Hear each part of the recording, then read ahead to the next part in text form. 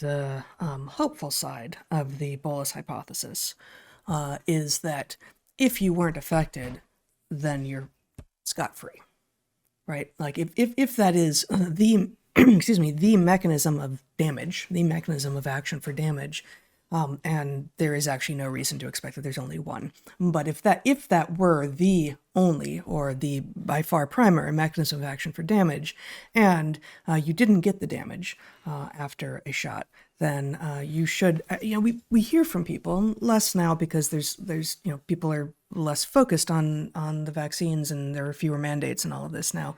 But I've heard from people who are living in fear because they've been vaccinated and are quite worried. And I think the bolus hypothesis, if it is true, should be promoted to people as evidence that you should nothing that you have done should prompt you to now live in fear of something that you cannot change. And if you did it and you seem to have gotten away with it, good for you. Well, I slightly differ with this because the degree to which people were injured, they have a right to know for many reasons. The fact that there is obvious fraud. Of course they have a right to know. So the question is... I would never suggest they didn't have a right to know. Okay, but the idea that you weren't harmed because it was a bolus dose that does the harm will cause people who maybe were harmed not to pursue levels of damage that may be less than they would have gotten in the case of a bolus dose.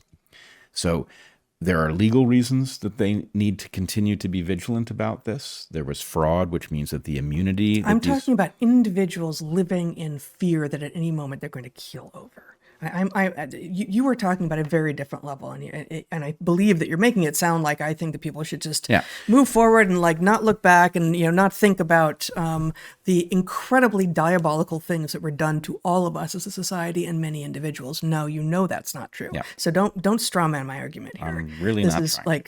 I was speaking to individuals, and maybe you just haven't seen these messages, but individuals who are scared and having a hard time sort of moving around in their own world because they've become, just as many people, and I think, the other side of that was many people were so scared of COVID and so convinced by the journalistic malpractice and public health malpractice that assured them if they just got these vaccines and if everyone around them did, then they would be safe. They lived in fear of those of us who didn't get them. Now, that was ridiculous. That was absurd, and there was no truth in that whatsoever. But there are some number of people who are scared walking around because they did get vaccinated and fear that that they're basically a ticking time bomb, and I don't think that's helpful.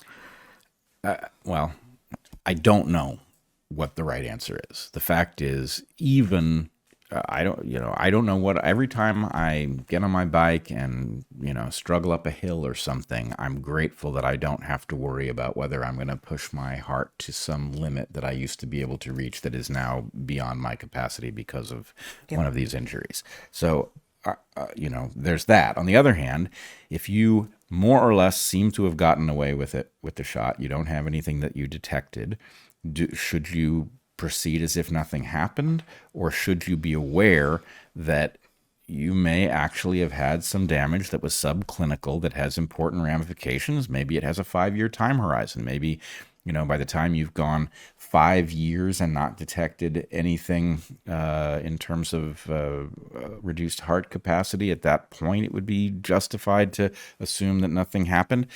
But I don't know what the right answer is. On the one hand, I feel terrible for people who are walking around under this cloud. On the other hand, if it were me and I was walking around under that cloud, I would want to think very carefully through what it should alter about how I behave and what I expect. Because as terrible as it would be to think about that regularly, not doing it carries its own risks.